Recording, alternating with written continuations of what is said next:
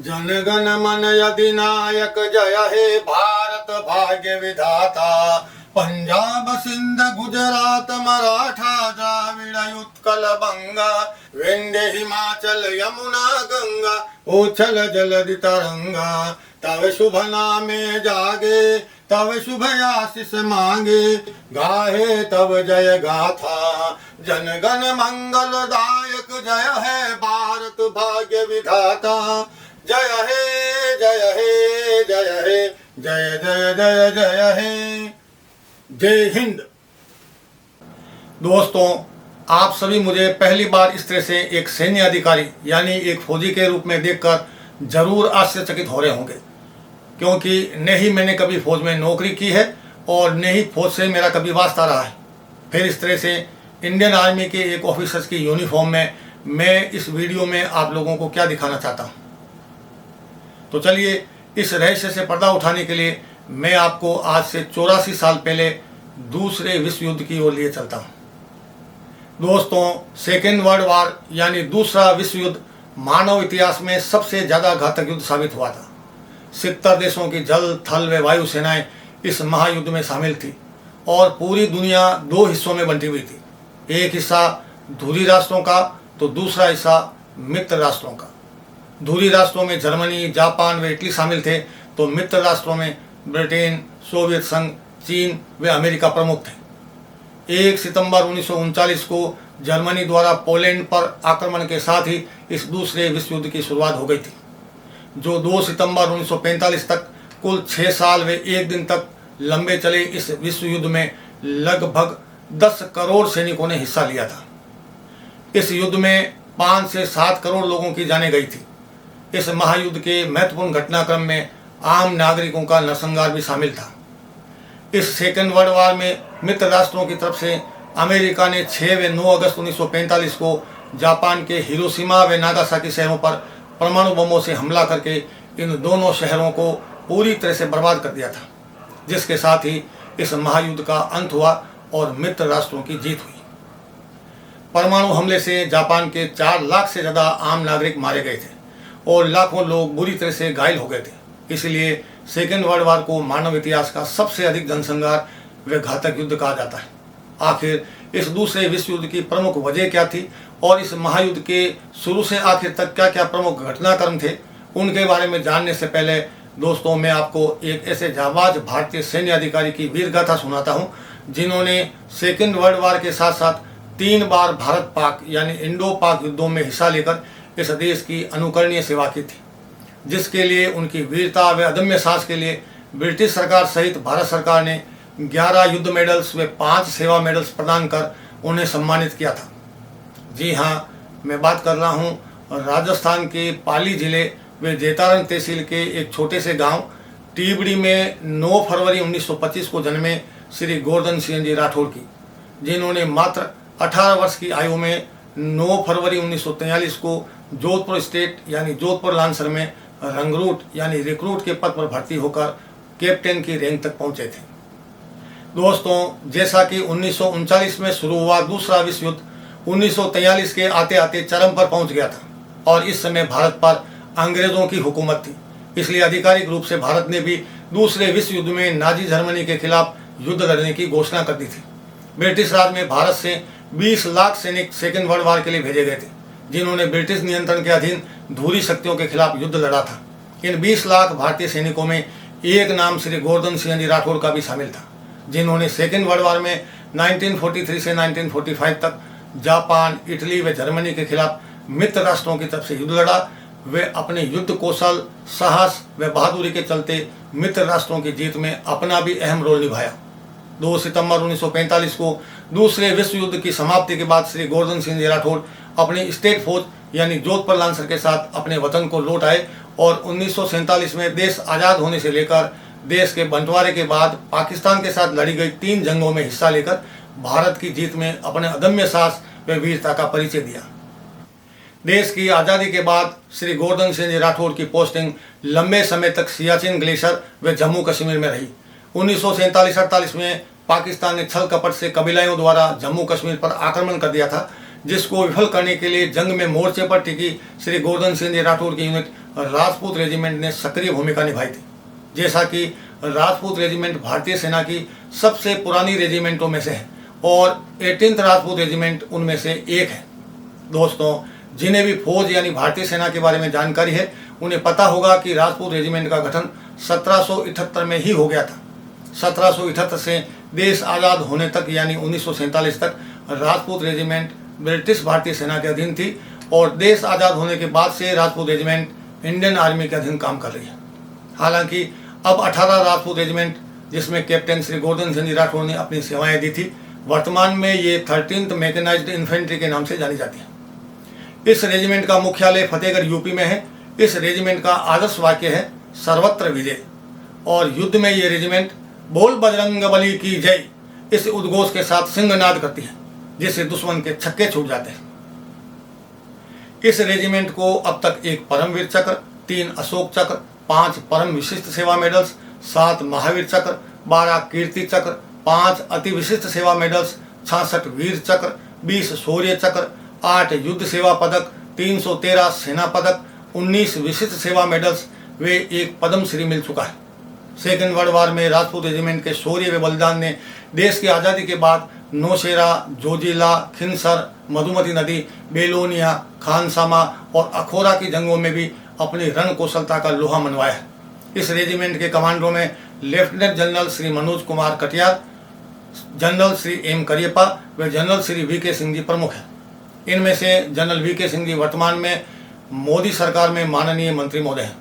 Rajput regiment का प्रतीक चिन्ह 2 राजपूती कटारों का एक जोड़ा है, जिसके दोनों ओर अशोक के पत्ते हैं और इस चिन्ह के ऊपर अशोक का सिंह स्तंभ है और चिन्ह के नीचे द राजपूत रेजिमेंट लिखा हुआ है, जो इस समय आप स्क्रीन पर देख पा रहे हैं। इस तरह से दोस्तों, राजस्थान के पाली जिले के छोटे से गांव टिबड़ी में जन्मे फौजी श्री गोवर्धन सिंह जी राठौर ने अपनी मातृभूमि की रक्षा के लिए अनेक युद्धों में हिस्सा लेकर अपनी 18 राजपूत रेजिमेंट से 30 साल व 72 दिनों की भारतीय सेना की सेवा के बाद 27 अप्रैल 1973 को कैप्टन रैंक से सेवानिवृत्त हो गए। इस सेवावधि में सेकेंड वर्ल्ड वार व विदेशों में की गई 8 साल 51 दिनों की सेवावधि भी शामिल है। 30 साल की फौज की सेवा के दौरान श्री गोवर्धन सिंह जी राठौर को 11 युद्ध मेडल्स व 5 सेवा मेडल से सम्मानित किया गया, जिसमें पहला युद्ध medal the Italy star George 6 है, दूसरा war medal the Africa star George 6 है, तीसरा war medal the 1939 to 1945 star है। इस पर भी जॉर्ज 6 व मेडल के बैक साइड में ब्रिटिश मोनार्च एम्बोज किया हुआ है। चौथा युद्ध मेडल ग्रेट ब्रिटेन द्वारा दिया गया 1939-1945 वार मेडल है और 5वां युद्ध मेडल भी ग्रेट ब्रिटेन द्वारा दिया गया 1939 से 1945 का द डिफेंस मेडल है। इस मेडल पर भी ब्रिटिश मोनार्च जॉर्ज 6 की इमेज एम्बोज की हुई है। ये 5 युद्ध मेडल्स द्वितीय विश्व युद्ध में मित्र राष्ट्रों की तरफ से धुरी राष्ट्रों के खिलाफ लड़े गए युद्धों में बहादुरी व शौर्य के लिए प्रदान किए गए थे। अब बात करते हैं छठे युद्ध मेडल्स की। ये भी ब्रिटिश सेना ने 15 अगस्त 1947 को देश आज़ाद होने पर इंडियन इंडिपेंडेंस मेडल के रूप में दिया था। उसके बाद देश आज़ाद होने व देश के बंटवारे के कुछ ही महीनों बाद पाकिस्तान द्वारा जम्मू कश्मीर पर किए गए हमले में दुश्मन देश को परास्त करने पर J&K सैन्य मेडल से सम्मानित किया गया। वर्ष 1965 में भारत पाक युद्ध में भारतीय सेना की जीत में भी राजपूत रेजिमेंट का विशेष योगदान रहा था। इस युद्ध में भी पराक्रम के लिए श्री गोवर्धन सिंह जी राठौर को 1965 रक्षा मेडल व 1965 समर सेवा मेडल से सम्मानित किया गया। इस प्रकार ब्रिटिश सेना व भारतीय सेना ने कैप्टन श्री गोवर्धन सिंह जी राठौर को उनकी वीरता व अदम्य साहस के लिए 11 बार युद्ध मेडल्स व 5 बार सर्विस मेडल से विभूषित किया गया। फौज की इतनी लंबी सेवा के बाद कैप्टन श्री गोवर्धन सिंह जी राठौर ने 5 जनवरी 2007 को अपनी मातृभूमि को अलविदा कहते हुए अपने पीछे भरा पूरा परिवार छोड़कर अपने जीवन की अंतिम यात्रा पूरी की। दोस्तों, जिस बहादुर फौजी कप्तान की मैंने इस वीडियो में चर्चा की है वो और कोई नहीं, मेरे स्वर्गीय पिताजी ही थे। मैं खुद को इसलिए बहुत बड़ा सौभाग्यशाली मानता हूँ कि मैं एक ऐसे बहादुर सैन्य अधिकारी का बेटा हूँ जिनकी बहादुरी व राष्ट्र प्रेम के लिए मुझे ही नहीं बल्कि पूरे देश को गर्व है। मैं उनके सम्मान में सैल्यूट करता हूँ। तो दोस्तों, ये थी एक भारतीय सैन्य अधिकारी की वीर गाथा जिन्होंने सेकेंड वर्ल्ड वार समेत देश आज़ाद होने के बाद भारत के साथ हुए अनेक युद्धों में हिस्सा लेकर अपने शौर्य व साहस का परिचय देते हुए देश की सेवा के लिए अमर हो गए। दोस्तों, अब उस टॉपिक को कवर करते हैं जिसका जिक्र मैंने इस वीडियो के शुरू में किया था कि सेकेंड वर्ल्ड वार की वजह क्या थी। साथ ही इस विश्व युद्ध के संक्षिप्त घटनाक्रम पर भी चर्चा करेंगे। तो चलिए शुरू करते हैं सेकेंड वर्ल्ड वार की वजह से। मित्रों, जर्मनी का शासक हिटलर व इटली का शासक मुसोलिनी, ये दोनों निरंकुश शासक थे। इन शासकों की साम्राज्यवादी विस्तारवादी सोच, यूरोपीय गुटबंदी, हथियारों की होड़, तुष्टीकरण की नीति, म्यूनिख समझौता, जर्मनी का पोलैंड पर, जापान का चीन पर और इटली का इथोपिया पर आक्रमण, ये सारे कारण सेकेंड वर्ल्ड वार की वजह बने थे। इस तरह से इस दूसरे विश्व युद्ध में एक तरफ जर्मनी, जापान व इटली थे तो दूसरी तरफ ब्रिटेन, सोवियत संघ, चीन व अमेरिका थे। 1 सितंबर 1939 को जर्मनी द्वारा पोलैंड पर आक्रमण करने के साथ ही दूसरे विश्व युद्ध का बिगुल बज गया था।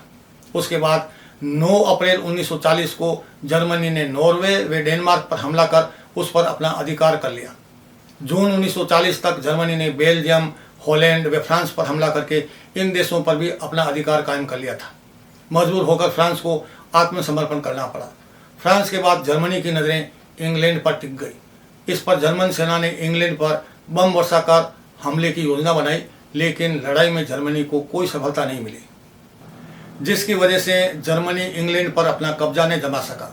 6 जून 1941 को जर्मनी ने सोवियत संघ पर आक्रमण कर उसके बड़े भूभाग पर अपना अधिकार कर लिया, मगर सोवियत संघ ने जर्मन सेना को मास्को से आगे बढ़ने से रोक दिया, जिसके कारण जर्मन सेना मास्को से वापस लौट गई।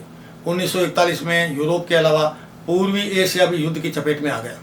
7 दिसंबर 1941 को जापान ने अमेरिका के नौसैनिक अड्डे पर्ल हार्बर पर आक्रमण कर दिया। यहीं से अमेरिका भी दूसरे विश्व युद्ध में शामिल हो गया, जो अब तक इस विश्व युद्ध में शामिल नहीं था। इधर जापान ने मलाया, ब्रह्मा, इंडोनेशिया, सिंगापुर व थाईलैंड पर आक्रमण कर उन पर कब्जा कर लिया। इस समय तक जापान एक महाशक्ति के रूप में उभर चुका था। जापान द्वारा भारत पर आक्रमण करने के बादल भी मंडराने लगे। इस प्रकार इस विश्व युद्ध में इंग्लैंड, फ्रांस, सोवियत संघ, अमेरिका, चीन तथा अन्य मित्र राष्ट्र एक पक्ष में तथा दूसरे पक्ष में जर्मनी, इटली व जापान आ गए, जिसकी वजह से युद्ध और ज़्यादा तेज हो गया। इधर जर्मन सेना ने मास्को से शिकस्त के बाद सोवियत संघ के दक्षिणी भाग पर आक्रमण कर दिया। सितंबर 1942 में जर्मन सेनाएं स्टालिनग्राद तक पहुंच गई, लेकिन इस युद्ध में जर्मनी की पराजय हो गई और यहीं से जर्मनी की हार का सिलसिला शुरू हो गया। इधर सोवियत संघ ने चेकोस्लोवाकिया व रोमानिया पर अपना अधिकार जमा लिया। ये दोनों देश जर्मनी के नियंत्रण में थे। सोवियत संघ ने दूसरा मोर्चा जर्मनी के खिलाफ फ्रांस के नॉर्मंदी में खोल दिया। इससे जर्मन सेना को 2 मोर्चों पर लड़ना पड़ा, जिसकी वजह से उसकी ताकत कमजोर पड़ती गई। इधर अमेरिका के युद्ध में शामिल हो जाने पर धुरी राष्ट्रों की ताकत और कमजोर पड़ने लगी। 1944 में इटली ने पराजित होकर आत्मसमर्पण कर दिया, जिसकी वजह से जर्मन सेना काफ़ी कमजोर हो गई। इधर सोवियत संघ ने स्टालिनग्राद के युद्ध में जर्मनी को परास्त कर सोवियत सेना आगे बढ़ते हुए बर्लिन तक पहुंच गई। मजबूर होकर हिटलर को 7 मई 1945 को आत्मसमर्पण करना पड़ा। इधर अमेरिका ने अपने नौसैनिक अड्डे पर्ल हार्बर पर जापान द्वारा किए गए हमले का बदला लेने के लिए जापान के हिरोशिमा व नागासाकी शहरों पर 6 व 9 अगस्त 1945 को परमाणु बमों से हमला कर दिया, जिससे ये दोनों शहर पूरी तरह से बर्बाद हो गए। इस परमाणु हमले में लाखों निर्दोष जापानी नागरिक मारे गए। मजबूर होकर जापान को भी आत्मसमर्पण करना पड़ा और इस घटना के साथ ही दुनिया का सबसे विनाशकारी विश्व युद्ध समाप्त हो गया। इस विश्व युद्ध में एक अनुमान के अनुसार दोनों पक्षों के करीब 5 करोड़ लोग मारे गए, जिसमें सर्वाधिक संख्या सोवियत संघ के सैनिकों की थी। लाखों लोग बेघर हो गए, जिसकी वजह से ज़्यादा लोगों के लिए पुनर्वास की समस्या खड़ी हो गई। इस विश्व युद्ध में लाखों यहूदियों की हत्या कर दी गई। युद्ध में घायलों की संख्या तो अनगिनत थी। परमाणु बम के हमले से जापान के हिरोशिमा व नागासाकी शहर पूरी तरह से बर्बाद हो चुके थे। पूरी दुनिया में इस युद्ध से बेहिसाब संपत्ति नष्ट हो गई। इस विनाशकारी युद्ध से दुनिया के लगभग सारे देश आर्थिक मंदी की चपेट में आ गए और जिन देशों का दूसरे देशों पर कब्जा था वो देश गुलामी की जंजीरों से मुक्त होते गए, यानी एक तरह से औपनिवेशिक युग का अंत हो गया। दूसरे विश्व युद्ध में लगभग सारे साम्राज्यवादी देश आर्थिक व सामरिक रूप से कमजोर हो जाने के कारण उनको एक एक करके अपने उपनिवेशों से हाथ धोना पड़ा उपनिवेशों में भी राष्ट्रीयता की लहर प्रबल हो जाने से स्वतंत्रता आंदोलन तेज हो गए, जिसकी वजह से एशिया के बहुत सारे देश यूरोपीय दासता से मुक्त हो गए। यूरोपीय देशों की सैन्य शक्ति व संसाधन इतने कमज़ोर हो गए कि वे उपनिवेशों पर अपना कब्जा जमाए रखने में सक्षम नहीं रहे। इसलिए बर्मा व मलाया इत्यादि देश आज़ाद हो गए और 1947 में हमारा देश भी अंग्रेज़ों की गुलामी से मुक्त हो गया।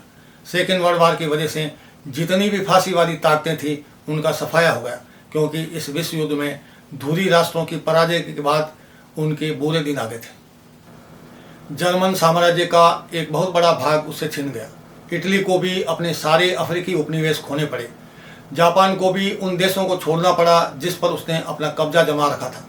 इन तीनों धुरी राष्ट्रों की इस विश्व युद्ध के कारण माली हालत इतनी बिगड़ चुकी थी कि इनके मुल्कों में आर्थिक व सैन्य शक्ति अत्यंत दयनीय हो गई और भूखमरी व बेरोजगारों की संख्या बढ़ने लगी। इन देशों की करेंसी इतनी गिर गई कि महंगाई चरम पर पहुंच गई और नागरिकों के भूखों मरने की नौबत आ गई। इस विश्व युद्ध के बाद जर्मनी की करेंसी, जो उस समय जर्मन मार्क थी, एक ब्रेड के पैकेट की कीमत 200 बिलियन मार्क तक पहुंच गई थी।